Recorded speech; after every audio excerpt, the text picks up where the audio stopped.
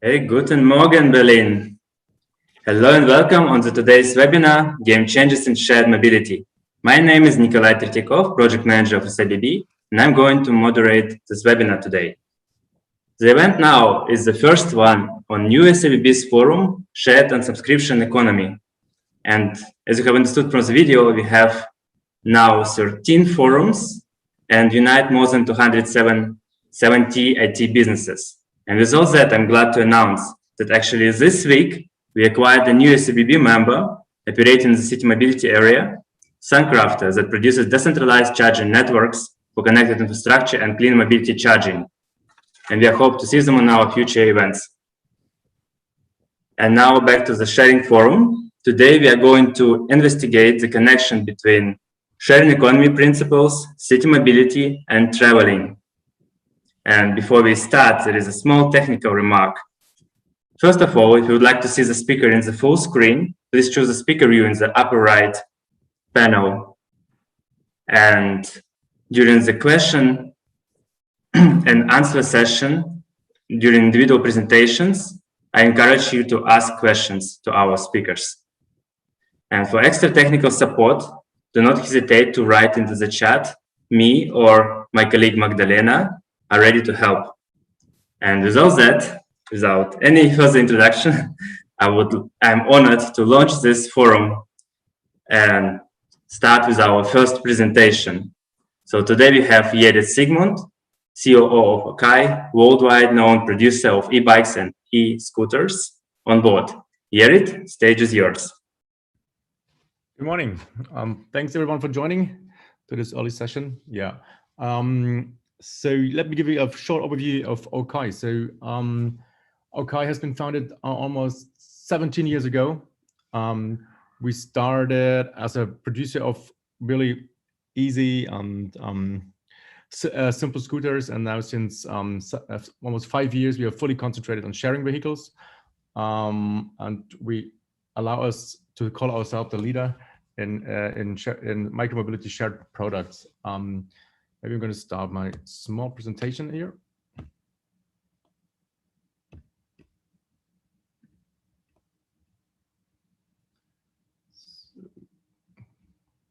Can you see my screen? Yeah, okay. Yes.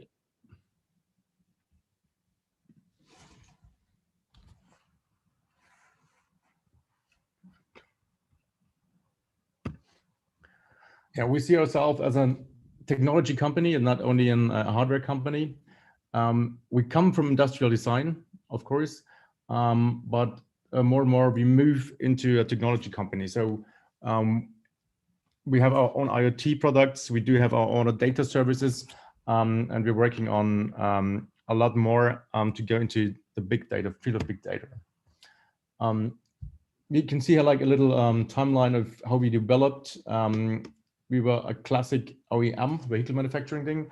Then we got into smart electronics. Then we bought our IoT company, which is now 100% owned by us. We invented our fully in-house R&D design centers. We bought some minor small networks in Asia. Then we developed our own data services that are globally now. Some years ago, we founded the Akai GmbH here in Germany, which is now the second headquarter. Then we had the Akai Inc., which was formed like the global umbrella company. And last year, we also founded our Akai Hong Kong company to do all our international trades outside of Europe.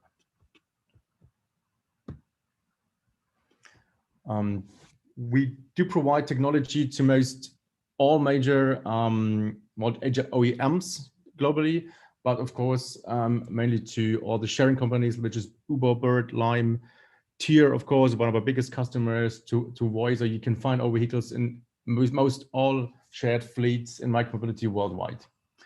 The technology and so the core of our idea is that we want to make it as simple as possible, but also provide the best technology for our customers.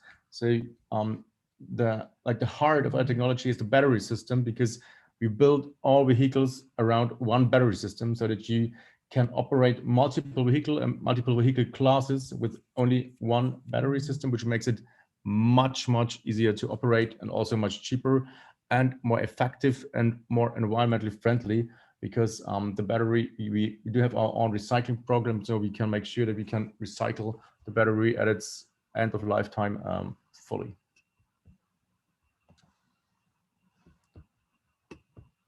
Yeah, so sorry with my cursor.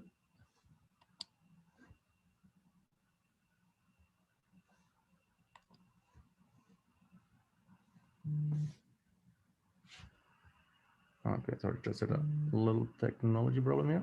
Sorry, I'm back.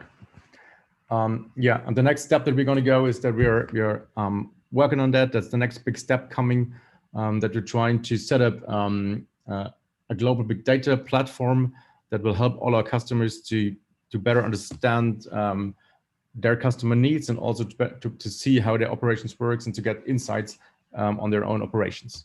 Yeah, that's just like a very short, quick overview from our side, to give you like a foundation for your questions in the panel, and I'm happy to answer all questions on that then. Thank you. Yeah, thank you, Jerrit. We have started a really short polling session. So let's see what people think about micromobility in general. And so far, there is one question, actually. People want to know, is micromobility always a one-person story? Are there any legal exceptions? And is anything new expected in shared mobility industry? That's a very good question. And yeah, so let's say, sadly, so far it is mostly a one-person thing. Absolutely right. But also we are working on solutions for like 2 people at least, and also other companies working on that. At the moment, it's mostly a regulatory problem, because, so for example, in Germany, all our vehicles are not allowed to be used by more than one person at a time. Yeah. I'm hardly lobbying every year to change that, to make other vehicles possible. But even in most European countries, at least at the moment, the laws do not allow it to take more than one person on this kind of vehicle. But there are like some small micro cars coming with 2-seaters, and they might change the game then later. Yeah, because it would make much sense, and it would be very good if you could also take more than one person on such a vehicle. Yeah, absolutely. Good question. Thank you for answering, Jerrit. And I can also share the results of our short survey. So 83% of our participants have a positive attitude towards micromobility, and 17% are neutral, but nobody is negative. So happy to hear some that. good lobbying here. Okay, with all that, let's move to the next speaker. Johannes, do you hear us? Hello, everyone. Let me share my screen. So Johannes is the Chief Revenue Officer of Zizu, and Zizu is the biggest book chatting operator in the world. Thank you for the introduction. Yeah, Zizu. Before starting introducing you a bit about the company, who I am, I'm the Chief Revenue Officer of Zizu. Background, mainly online hospitality, several years at Trivago, Uber Eats, and now Zizu. So what is our mission? Our mission is to bring the joy of boat holidays to millions of people by digitalizing the nautical industry. And if you can keep one keyword out of this mission, is the digitalization, the digitalizing the nautical industry. Why I'm saying this is that right now we have 30 million boats in marinas worldwide, which are literally not utilized as they should be. The demand is growing crazily every year, and boat holidays is the new trend. We came out from a very challenging 2020, and we even though saw a growth of demand during the pandemic, as it was also a COVID-friendly product. But as we see, there is a momentum there. And as we see that we are operating in an industry, the travel industry, a segment of it, which is completely online, both from the business side, but also both from the customer side, our industry is completely offline. So For everyone in this audience, believe it or not, the nautical industry is still pen and paper in 2021, and obviously that that is a major challenge for the industry itself, not only to grow on the upcoming years, but rather also to survive. Yeah, imagine that all the travelers we here in this panel, we are all booking our flights, our accommodation through our mobile, online, and if you want to rent a boat, it's rather offline right nowadays. Yeah, and this is where Zizu jumps into the game. And then what we want to do is that we actually want to jump first on the supply, provide the right technology to the charters that they need to digitalize their operations, so they can actually, at the end of the day, make their inventory online and more attractive to the end traveler and instant bookable.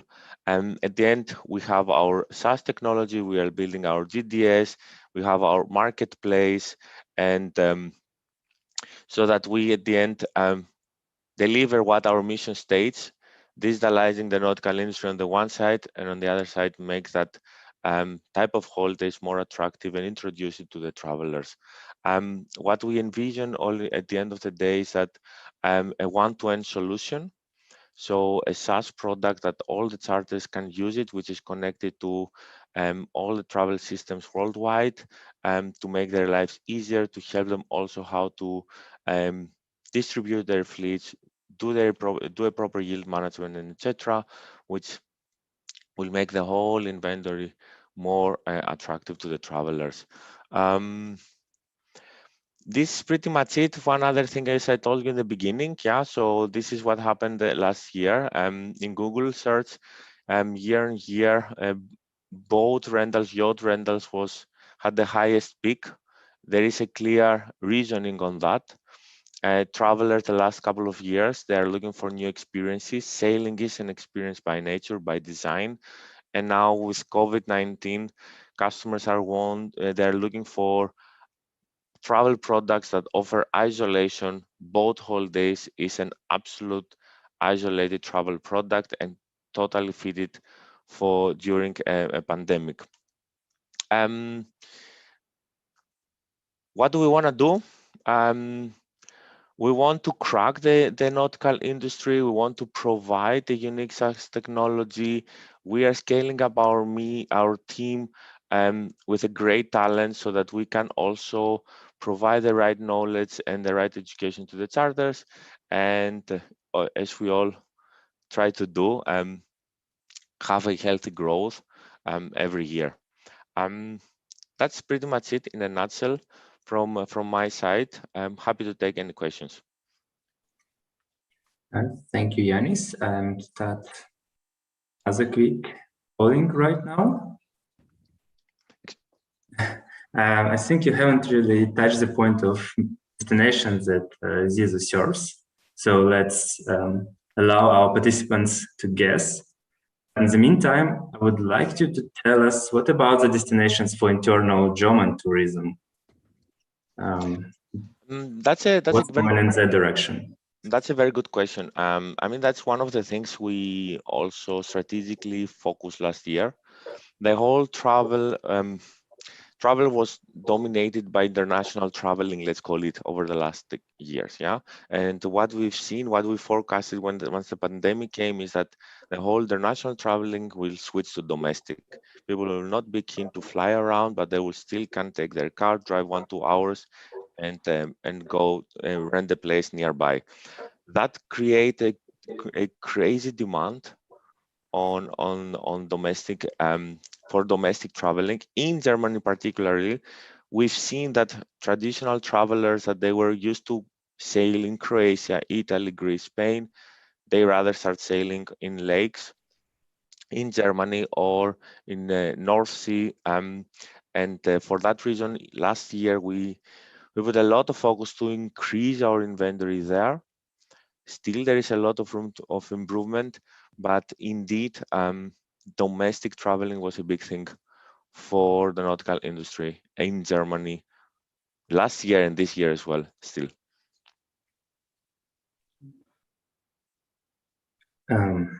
Okay, thank you for your answer. And I have shared the results of our small survey. So Johannes, do you agree with the opinion of our participants? How many destinations does Zizu serve today?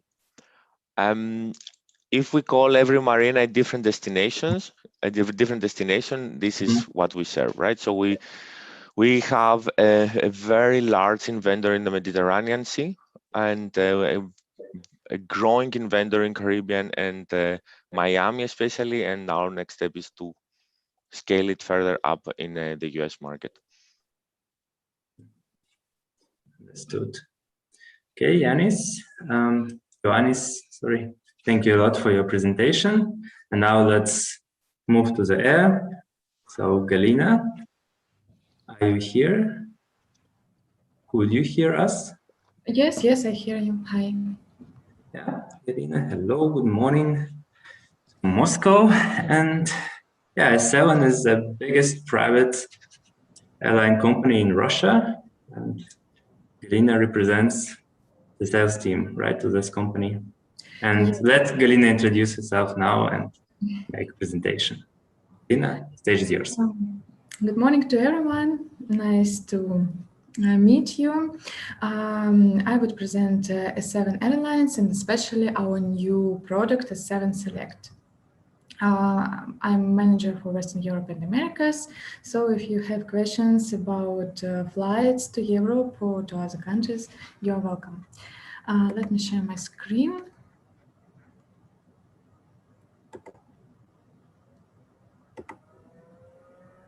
Okay. Okay, do you see presentation? Yes, we can see it. Okay, so let's start. As was mentioned before, S7 Airlines is the largest private airline company in Russia, and we have widest network of domestic flights. So we have a lot of routes from Moscow, Novosibirsk, Vladivostok, Irkutsk to small cities and other countries and other destinations. S7 Airlines had 18 million of passengers in 2019. And we have quite big market share in Russia, 70%. We have 101 aircraft in our fleet. We are proud that we have a very modern fleet of aircraft. We have Embraer, Airbus, and Boeing. Also, we have the widest road network in Russia. We fly to 68 cities and 116 roads. S7 is member of One World Alliance. We fly more than 1,000 destinations with other members of this alliance. You can see them on the screen. For example, it's British Airways.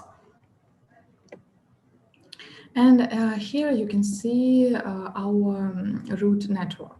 So we have two big hubs from Moscow and from Novosibirsk. You can see it on our slide, and also two smaller ones, Irkutsk and Vladivostok.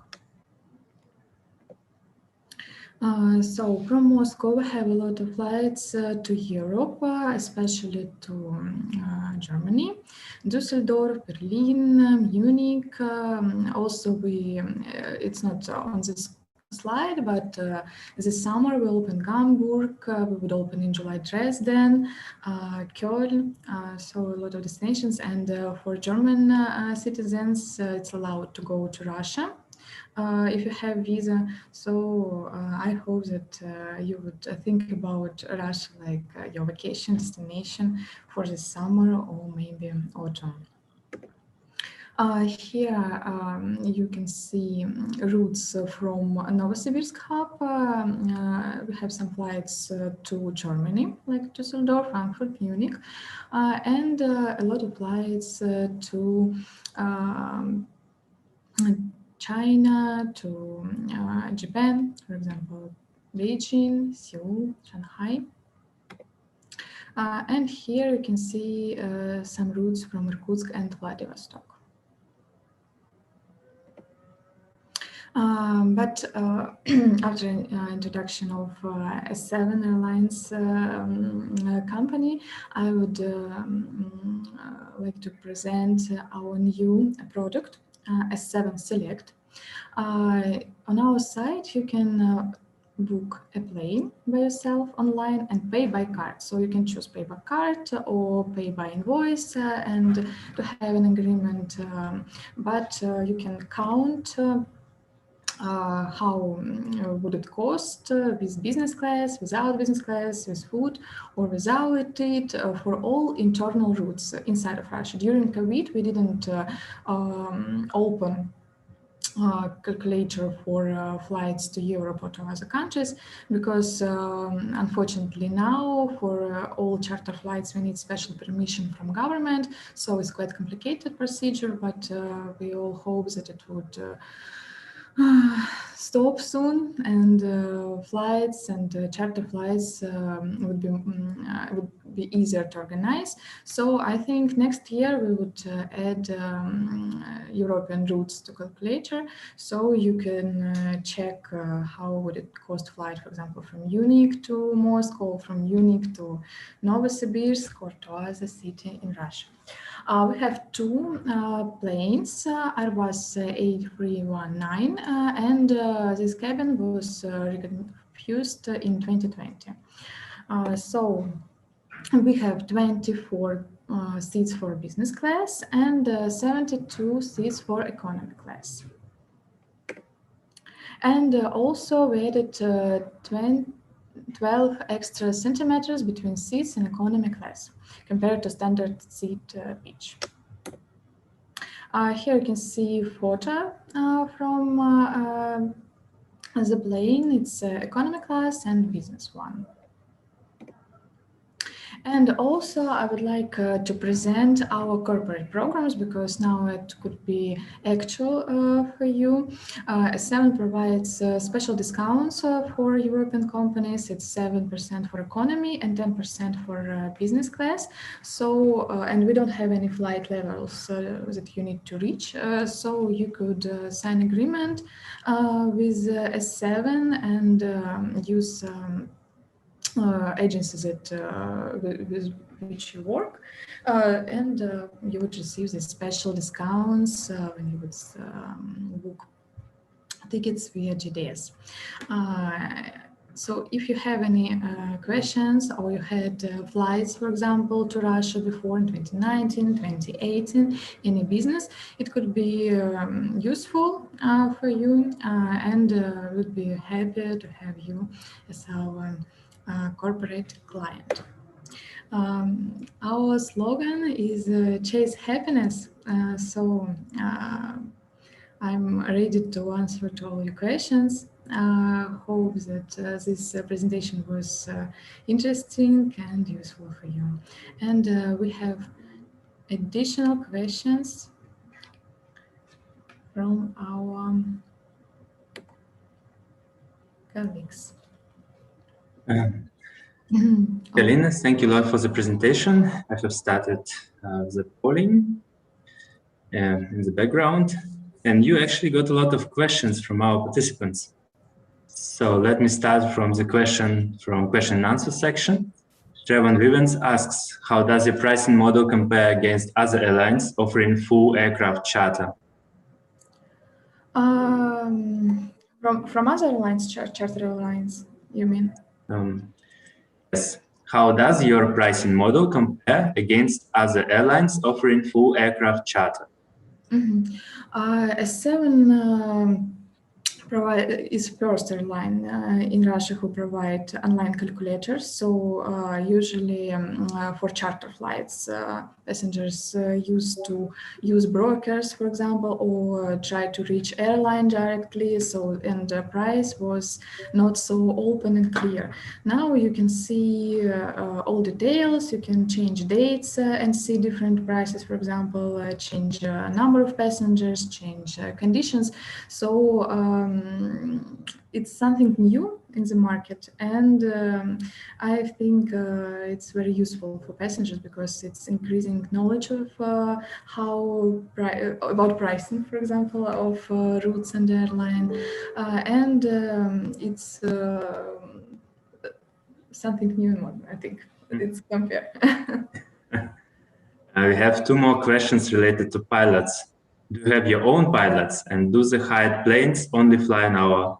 Oh, sorry, it's only one about pilots. So do you have your own pilots for the program? Our colleagues, yes, because we have 101 planes in our fleet, and it's not like special pilots for this charter planes. So it's Airbus A139. We have the same planes, but in different configuration, not with business, so big amount of business seats. Yes, we have our own colleagues, our staff. Thank you. So I guess you have also covered the question, do the hired planes only fly on standard roads or also on other roads? And there is the last one in a row. How much lead time does a booking require? So if I would like to use the select program, how much time does it take me? For internal routes inside of Russia now during COVID, it's like 3 working days usually, because we need some time for payment, for agreement if it would be from company, and we need time to book and organize everything. For international routes, we ask like 5-7 days because we need special permissions from government and more paperwork to do this. But in future, I hope without these restrictions, it would be like 3-5 days to book and organize everything. That's fantastic. Galina, thank you for the presentation. And I think now we are ready to move to our panel discussion about game-changing shared mobility. And let me introduce Robert Lenk. Robert Lenk is Project Manager Innovation by Berlin Partner for Business and Technology, GmbH Smart Cities Division. Robert. Hello. Please proceed from here. Thank you. And thanks to the SIBB team, and of course, thanks to our speakers and the innovation-driven companies behind them. First, a technical thing, or maybe a time management thing. For what is the maximum amount of minutes you give me for the panel, my friend? What is the maximum amount of time I should use? Because you have 20 minutes. 20 minutes only. Okay. At least 20 plus 5. Because I have a lot of questions. I have a lot of questions and a lot of topics, but I try to keep it then short. And you give me just a sign. You say, yeah, like this, Robert, time to come to an end. Okay, perfect. As my introduction said already, I'm Project Manager Innovation in the Department of Smart Cities. You are all somehow contributing to a smart city. Well, with the airline, depends how important the air travel is to the certain city, but we have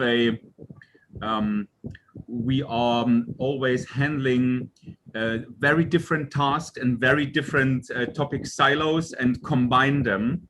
So this is my specialty, and this is of course my passion to bring the city forward. And mobility and traveling is the blood, basically, is the blood cells of each city that we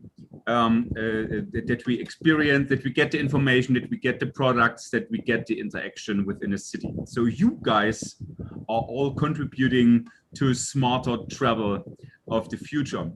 And I would start maybe with Johannes and Zizu. And okay, we are talking about recreation. We are talking about, let's say the relaxing side of the boat transportation, of the water transportation. But when we think about Paris, when we think about Berlin, when we think about as well, maybe New York, yeah, these are the major cities. They are mostly as well close to a river or to water. Is there any plan in your company to combine like city logistics and maybe commuting while the streets are packed with cars and whatever vehicles? Is the water maybe a commuting route for the future? Did you thought about this, or is it not feasible? Please, Johannes. That's a good question. I've never been asked this, how to be honest. It's not scripted. It's so live. Yeah. So I mean, I will say that why not? You know, I mean, it's on the marketplace side of our business. We want to create a marketplace that covers all the activities, if you can call it like this, on the water, and transportation is definitely something there. I used to live for some time also in Amsterdam, and commuting through the water was a thing there. Yeah, it's not so much in Berlin, and I ask myself right now, why not? What we've seen from the leisure side, the river boats is a hype, yeah, especially in the big cities. And we have now in Berlin, it's with such a warm weather, the rivers were packed with boats the last couple of days. So that means people are sailing, and I mean also what I to highlight here is that having also this driving license for that type of boats is quite easy to take it. That means also the cost of these boats is not so crazy. So even for private use can be an option. All in all, the answer is yes. Definitely a topic to investigate over the upcoming years.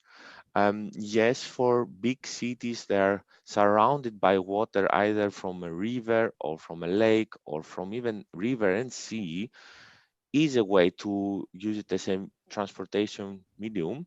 And yeah, definitely something to deep dive.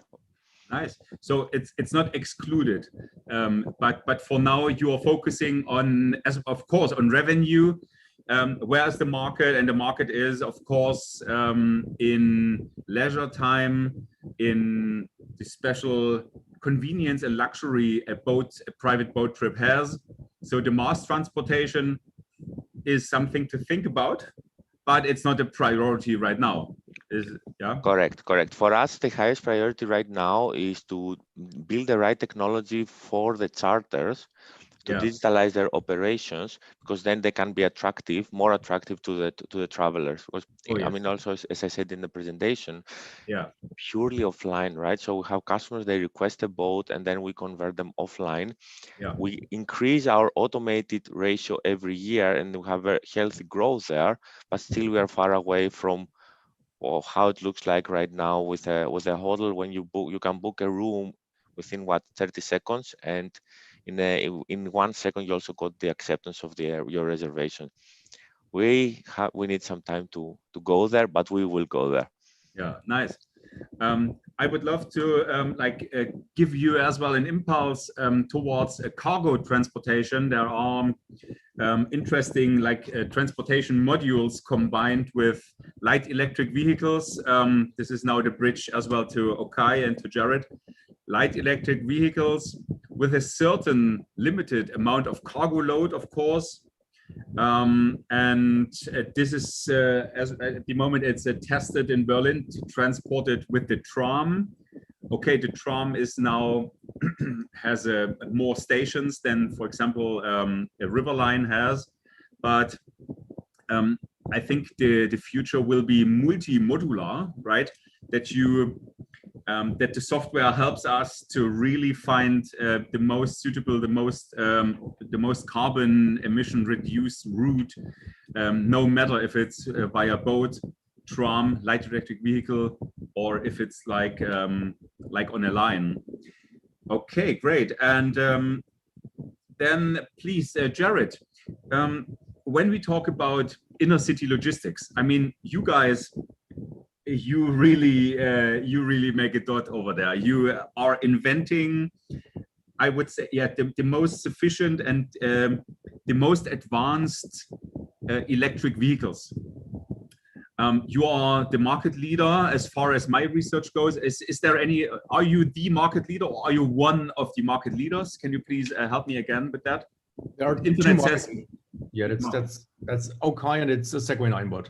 And yeah, everyone else is not relevant. Yeah. Yeah. Okay, great. So you have a real impact with your research and development. You're really changing mobility for millions of users. What is your outlook on the last mile delivery, on the city logistics, which are causing at the moment a real pain? We are all ordering online, mostly with the diesel trucks. And is Akai somehow thinking about this segment as well? To yeah, you are already moving ahead. What's in the books for the future in terms of the delivery problems? There's no way to go to take out cargo bikes. Yeah, cargo bikes will definitely be one of the most important part of future city transportation. Definitely, they need to be. Yeah. Because it's the only thing that really works inside the cities. And beside the cars, we have like really small car-like vehicles, maybe with 4 wheels that could make it. And also like the multi-modular use of other transportation kinds. It could be an Uber that can transport during the daytime people, and at night they could take out their seats and transport goods for supermarkets. Yeah, so we need to really use every resource we have, but we need to take out the cars as much as possible from our inner cities. Yeah, because I mean, we're already at a point where it's no longer working. And cities like Paris or Berlin or London, and of course the micromobility will play a much bigger role as it does now. And I think, but the key are cargo bikes in this game. And are there some exciting products maybe in the pipeline? I mean, you have already, but are they getting bigger? Are they getting like permanently 4-wheeled or? So where do you think is a maximum as well to call it a cargo bike? Is it €1 pallet or maybe even more? Where does it lead to? What is your vision or the vision of Akai? So when we stay really with bikes, with cargo bikes, then I think the €1 pallet might be the maximum. Yeah. So at the moment the first vehicle that is like for transportation purposes that we offer now is like the food delivery bike with the food box on top. And like in 2021, we will also come up with a vehicle with a much bigger loading space, which will be a really electric cargo bike then. Yeah, nice. And when we think about like Zizu, or Zizu is touching the is really tackling the boat market, which is very brave. I can imagine, Johannes, that you had a very hard time with a couple of the marina managers. I think it's a very special target group to cooperate with and to digitalize. I just know it from my own tourist experiences here around Berlin-Brandenburg. You have to have a real phone call list. But do you see synergies between, for example, a cargo bike, when we think about taking out the cars? Do you see synergies in module delivery via water? Like from the bike on a boat, or maybe as a tourist attraction that you offer, for example, within your services, you have the newest e-scooter with a city tour, and then you recommend to take an electric boat, you know, with a back end shared with Zizu. Is this something which makes sense? Absolutely, man. We need to do this. So I think in a future city or even in future global mobility, no one can allow to only focus on their own silo, because there will be no kind of transportation that you can do with only one kind of transportation.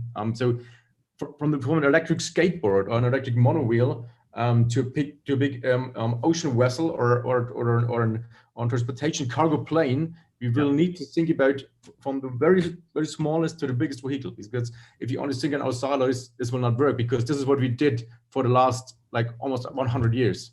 Or even longer, yeah, and it's no longer working. So we absolutely need to think.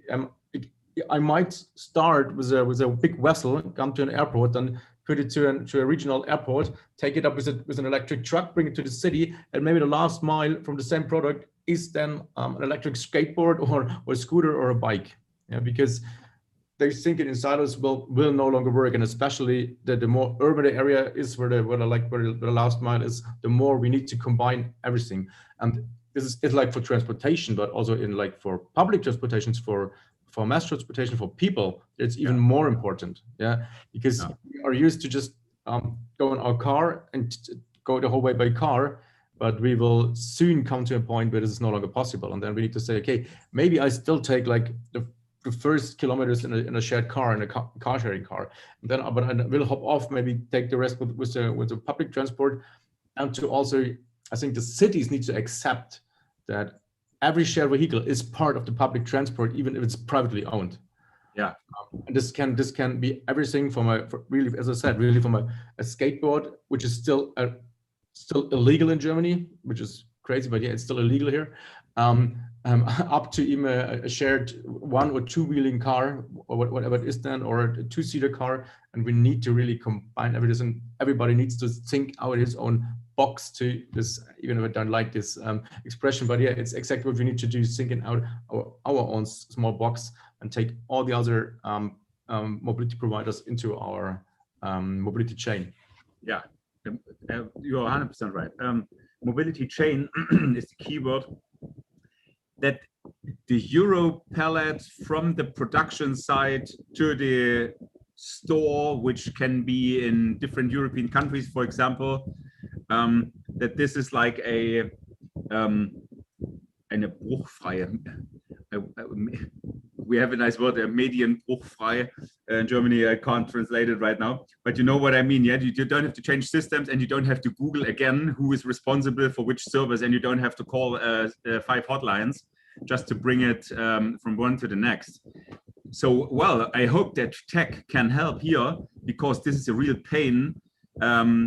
This is a real pain for all of us, and when you are in industry and production, even more. Yeah, of course you have to rely on logistics and logistic providers, but it's also resource consuming.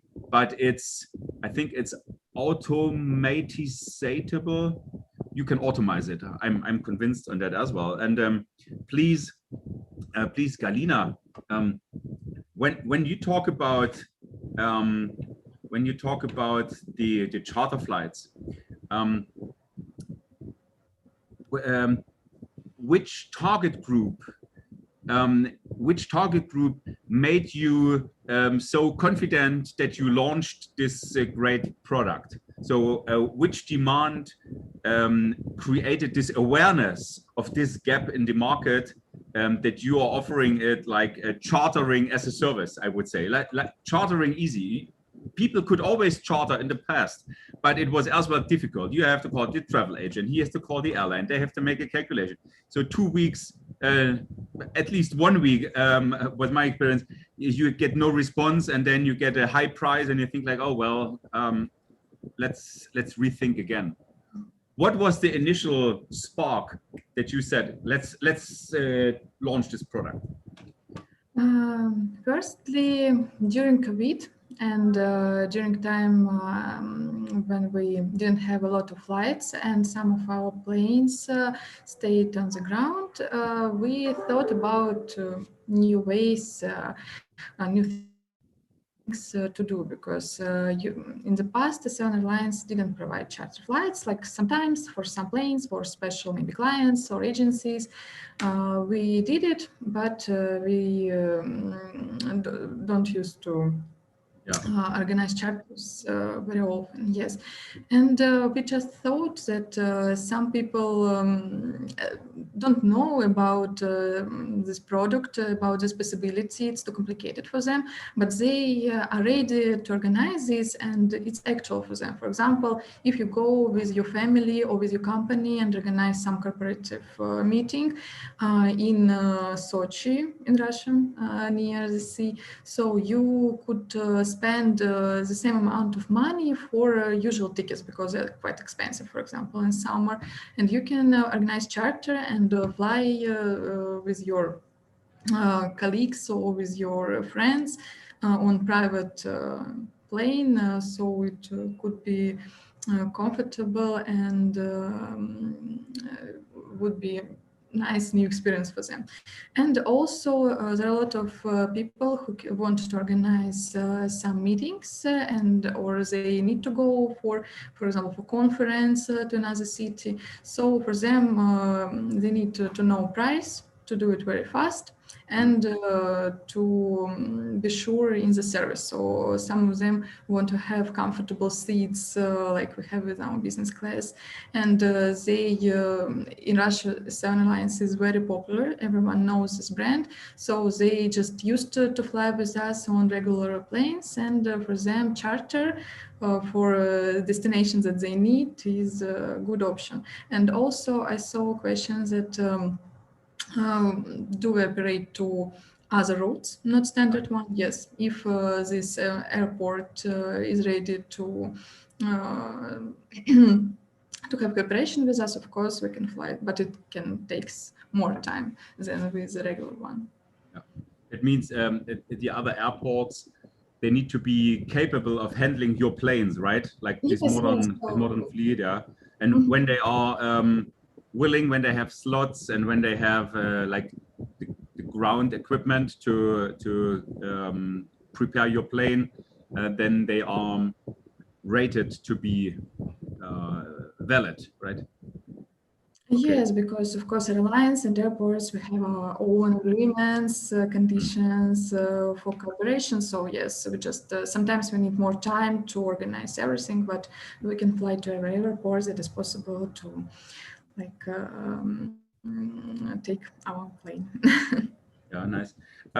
Well, so did you think about, I know from own experience, the market of course, business travelers in terms of delegations. So for example, trade shows, big international trade fairs, yeah? When you know there is a certain amount of trade visitors from a country, from a special region, yeah, when it's an industrial trade show, then you have mostly from some areas a high demand of business travelers.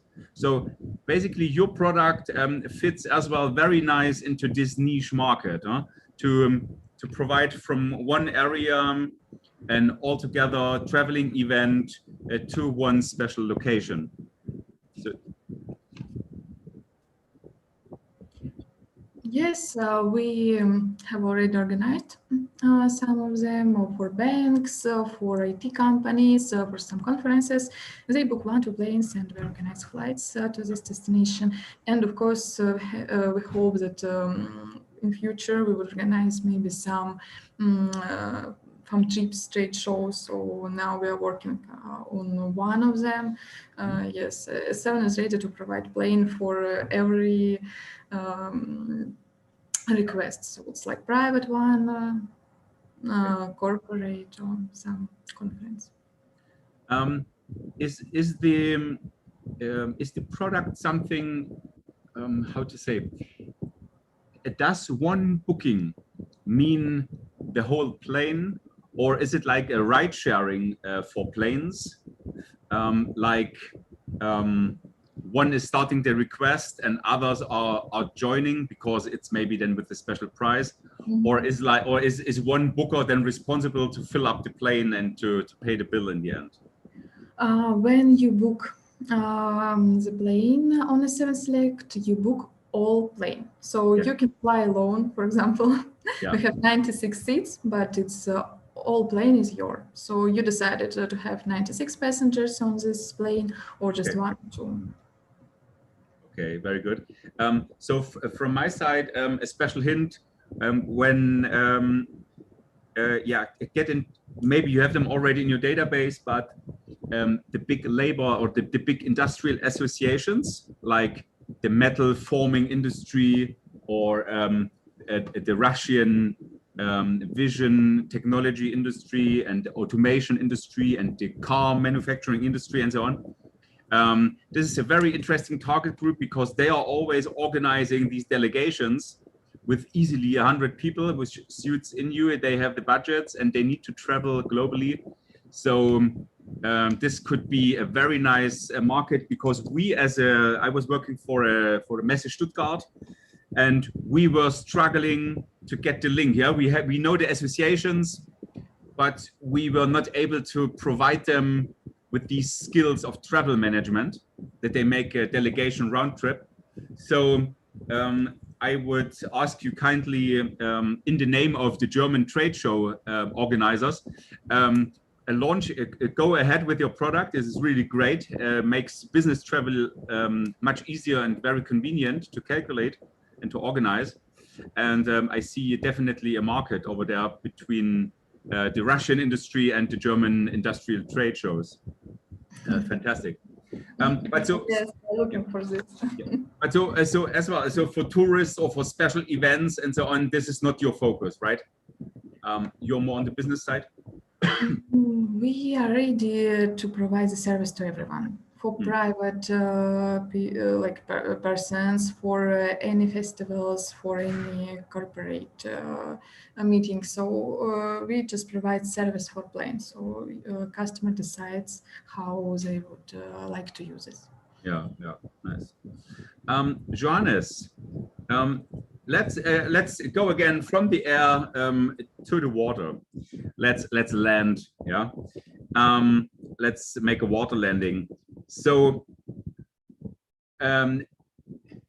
isn't a yacht owner? Your product is exclusive. Yeah, a boat is an expensive piece of traffic. Is an expensive piece of material, mostly. Isn't a yacht owner so proud of his ship that he is maybe struggling to share it? Is he secured enough to be sure that it will get returned 100% like in the condition before? I mean, sorry, but we all know that when you do a boat trip for the first time, you are not that experienced skipper, right? How do you convince them that they are joining the risk of handing it over to a third person? Actually, the majority of boats right now in the market that are out there to be rented for leasing, right, are owned from private owners. So there are a lot of charter companies with large fleets that they might own a 5 to 10% of the boats, as the rest is coming from owners who lease those boats to them. It's a good investment with a great returns for them. Indeed, it's expensive to buy a sailboat or even a catamaran, yeah, but the returns are pretty good to them. So answering the question, do they feel comfortable to share it? Absolutely, because they do it also for investing reasons, yeah. There are very particular, when we go to super yachts, is where the sharing is a little bit more challenging, but that's a different category, and that's a niche in our segment. For the classic sailboats and cats, yes, they do share, they do it as investment, and they are absolutely fine. As from the skipper side, it all depends on obviously there are insurances behind this that they cover anything that can happen, but also for specific boats they prefer to have to offer them only skippered, and then they literally work with the same skipper for the full season. That means there is a skipper dedicated to that boat in order to secure that, to ensure that nothing wrong might pop up or happen. Yeah. Nevertheless, if you wanna rent the boat without a skipper, the customer needs to make sure he has the right driving license, the right experience. This is what the charters are looking for. They're not keen to offer it to so easily a large sailboat or a cat to a newbie, but they rather would like to see some miles behind, because let's face it, at the end of the day, no one wants to have a boat sunk. For safety reasons and financial reasons. Yeah, this is how the whole game is going. And will Zizu one day operate own boats, or do you just build a platform? What is your vision? That's one of the key initiatives we have over the next 3 years, is to also jump into like the FlixBus business model. That's we want to drive also a unit towards that direction. We have done some baby steps, I call them, like investigation by having pre-buying some boats, rent them only from our platforms, learn some stuff over there, where we now want to jump next summer to the actual operations, because at the end is we are a technology provider, but we still need to know better how the actual operations and the marina and the check-in and so on is happening, and that's a learning we want to take next summer, so that then we can evolve towards that. Nice. So we have then the regular dock in the marina, and then we have the Zizu dock with some slightly branded Zizu boats, but it's a one-hand solution, right? Or it could become a one-hand solution, and you don't have the intermediary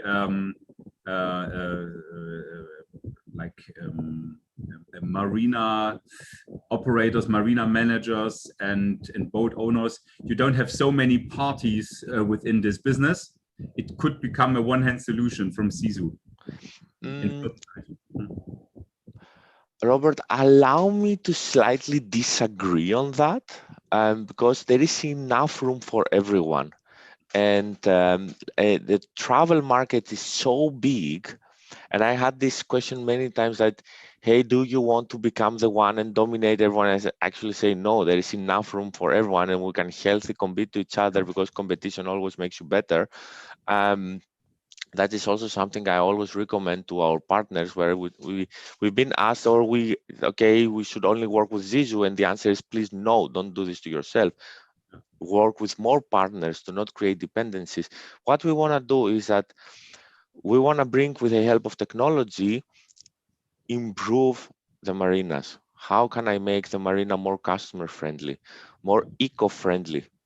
One of my even personal dreams is to flag the marinas with the blue flags like we have on the beach. I create run initiatives that they're going, the marina, instead, some of them which are a bit old, instead of creating more pollution, rather protect further the sea.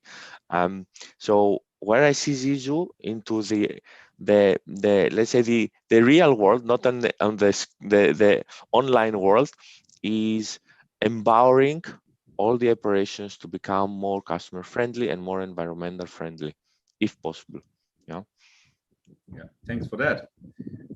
And when we talk about the mobility on land, now, Jerrit, it's the ball is getting kicked back in your side.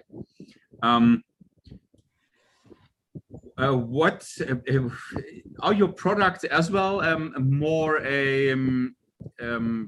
Where does your biggest share come from? Is it as well the recreational electric scooter travelers, like trying it out, and you're profiting from the overall tourist amount in a city? Or did you arrive already in the everydayness of a commuter, in the everydayness of a businessman who needs to come from the Kudamm to the Alexanderplatz and doesn't want to join the overcrowded S-Bahn, for example? Where are you right now? And where is your dream for the future?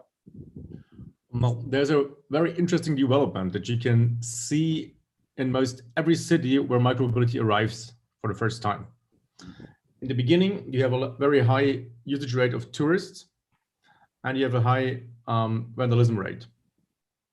And then over the time, this changes then, because the more like the local people accept it and use it, in this moment also the vandalism rate drops down.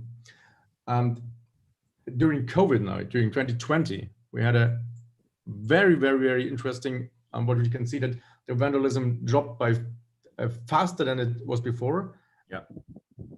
And the local usage rate, it was exploding. Yeah, because no one wanted to. There was two reasons for this. First one was public transport was, especially like subways and S-Bahns, they were not people were afraid to use them, yeah, because it was very crowded and everybody was afraid to get infected. And the other part was that during COVID, not only in Berlin, but globally, for the first time, many cities began to build safe infrastructure for bikes and micromobility. And in that moment, when you have safe infrastructure, people start using micromobility. Yeah. So really the safe infrastructure is one of the most important things to push micromobility and to push bike and scooter usage. Yeah. Because as long as you always feel like endangered by trucks, by trucks like turning trucks or whatever, you will likely not use it. But we are definitely over that phase where it's only recreational. So especially in the last year, we could see that people are using it really for the last mile, or even so they would not use their cars but would use micromobility. And this is what it should be, because it should not be like okay, I could rather walk or use it. No, the thing is like I could use a car or use micromobility, and that's what we want. That's where we want to go to. And in the last year, we could really see a big step into that direction, definitely. And of course, you start in metropolitan areas. It's obvious that you do transportation business first, where masses are changing places every day. Berlin, Munich, Hamburg, and so on. Will smaller cities as well become a luxury of this shared mobility in the future? Is this a market where you see a share, or is it just costly? No, definitely. This will definitely come. Even we can see it also, like, I mean, we don't have much really big cities in Germany. Yeah, it's like 3 or 4 really big cities that we have. So then, but we can also now see smaller cities that do have actually. Almost every one of them has now like a small local scooter startup. Yeah, I think we have more than 60 customers over Germany alone, which are only acting locally in 1 city or 2 cities. Yeah, I think it cannot be done only by micromobility. What you need maybe a combination of car sharing services who are willing to go into smaller towns and even into rural areas. Yeah, because all like the rural areas, they have the potential they have the full potential, the same potential. Yeah, you just have to find new concepts, but they do have the same potential. So, and it will definitely come. I think one key factor is like autonomous cars or autonomous shuttles, because they can replace cars or bus lines or whatever. And as soon as you have this, people do no longer need to own a car on the countryside, and then they can do like on their like the inner village or countryside do move on with micromobility and take like their faster rides with autonomous shuttles. And so there's as we said, the same point as before. We cannot think only in one kind of vehicle. We have to think in multiple classes of vehicles, and they have to be combined to one good mobility chain. And then it will also work like in small cities and in rural areas. Yeah. Very interesting. I see as well in my personal perception when I'm in the office, it's close to Bahnhof Zoo. So I see, of course, we have less tourists at the moment. So we have less tourists using these mobility types, but I still see a lot of like pupils or like students, I would say, like school students, but university students using it. I see like businessmen, just by perception. I'm not sure if they are doing business or what, but they look like going to the office. They're using it. They don't want to sweat, right? They don't want to be sweaty and then back in the office. So it's a nice alternative without getting exhausted. So yeah, in my personal perception, it gets more and more everyday exception in everyday life. And when you say it's not only a thing of the big metropolitan areas, but you want to become like a natural thing. When you talk transportation, you talk Akai products somewhere, somehow. I can see already the beginning of that. It is it's very cool. And you were talking about the silos of transportation, which need to get cracked and which need to get combined. And I would kindly ask you, Galina, as well. You talk about flights. It's a special starting point. It's a special end point. It's of course not as flexible. It is flexible because you have many airports. You can reach global goals, not so much local goals, but as well local goals. Are there any strategies within S7 to think about what happens after the airport for your customers? So do you already adapt another transportation form? Maybe not a boat. Airports and boats, it's maybe a bit too far away from each other still.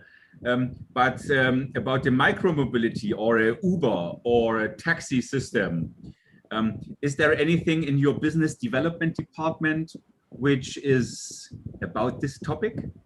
What happens with the traveler after the flight? Yes, for S7 Select, we now working only with airports, but in general, S7 Airlines, we have a lot of partners like hotels, booking, for example, so you can have extra miles if you have if you booked a hotel via booking.com, for example. Also have partners from transportation, yes, like Air Express or something else. So in general, for regular routes, of course, yes. For S7 Select, usually clients, they have brokers or like special managers who book plane, book transportation, special one, and book something else. So now we don't need this, but maybe in future, who knows, we would have this option. And you would see calculation online on our site, but now we can provide business class, something inside of plane, and if you need, of course, we can find partners at the airport, so we would provide contacts and help our client to have any transfer. Nice, nice. And Zizu, Johannes, once you have connected all marinas somehow to your platform and you think like, okay, guys, we really reached milestones in terms of a market share. Is there, do you see any benefit from thinking transportation then further than the marina and the boat? Are there some crazy ideas within your company of thinking like networking wise in terms of mobility? Absolutely. I think also we see other two panelists, and we definitely, I could see synergies for the future, right? So starting for the marinas themselves, I see definitely hotspots of e-mobility, like scooters, e-bikes, yeah, even now electric cars are coming more and more. We need to drive the parking areas of the marinas towards that. Bear in mind, even the travelers that they sail from one marina to another and they want to discover the cities or the areas. I mean, it's yes, fantastic. A scooter and they will guide through the city. As for the airlines and the airport and the planes, we do see it as well, because especially if a customer wants to plan a flotilla where there is actually 10, 12 boats renting, right? So it's a group of people that they want to fly to a place, grab the boats and sail together. Even in the more luxury segment, this is where it's even part of the service they are expecting, yeah, because if you have a customer who wants to put XYZ money for a super yacht, they want their private jet, they want a private driver to take them from the airport to the marina, you know, the whole package, the whole experience. Yeah. And there where I could also see synergies happening. Yeah. It's a very good point. When you arrive in a marina, and sometimes they are in inner city locations, often not. Yeah, you don't want to walk through the old shipyards and through the harbor area, which is sometimes as well industrial or can be. You just you grab an Akai product and and you get the full experience. This is interesting. The harbor as a mobility hub. I didn't think about this before. Thanks for this enlightening thought. And Jerrit, you had the hand. Risen. I think just to add this, because when we think about flying at the moment, mostly we think it is status quo, which is like relatively long domestic or international routes with 100+ passengers on kerosene fuel planes. But this is not the future of flights. Flights will, right there, they are close to the next evolution step. And when we just paint a nice future and say even planes and most boats will be powered on some kind of electricity in the future. Let it be like doesn't have to be batteries, but all these kind of vehicles, they will have some kind of electricity combined in as their driving force. And as soon as this happens, then we have like smaller planes, or let it be like drone copters or whatever they are, and they can be much more connected even to domestic and even shorter domestic flights as we have them today. And they all have this one thing in common: they are powered by electricity. And that makes it much easier to have combined hubs and combine everything. So because you don't need like the super big kerosene tanks to fuel up a plane, because you can all we need, what everybody of us needs, is like one little power plant that provides us electricity, and that's it. And that's the way when we can connect all those flights even more. I mean, everybody's talking about don't do so much domestic flights and stuff like this. I do believe in domestic flights, maybe not what they look like today, but we will need them, because it's naive to believe that we in a global world we could just not fly. That's just really naive. This is very interesting because we have several startups. I know, for example, Lilium from Munich or so. They are doing crazy stuff, having huge investments into their electric, like it's mostly 2 to 4 seaters, right? The electric planes at this early stage, but they can as well land like more remotely. You can even go local with that. And then you have this seamless chain of other mobilities. And you're right, as soon as like the oil infrastructure is not necessary, like, because it can catch fire easily. It can spill over. It's a natural disaster easily. So that's why it needs to be in this airport environment, which provides all the safety for these hazardous liquids, which is solved with the plug, with the electricity plug you need for an electric plane. And then this seamless traveling gets interesting. I got from the regie here an information that we should come to an end, which suits perfectly. You gave us a very nice vision of a seamless connectivity. And I hope that the e-mobility in terms of yachts and boats is as well rising. Is there a good development, Johannes? Are there as well like suitable boats with electric engines, or is it still the good old Volvo 500 horsepower Penta V8? It is actually now more and more boats are built electric. I mean, you can have, a Lagoon 62, which is a very big catamaran, quite luxurious. It's actually power cut. It has electric version, and people prefer this.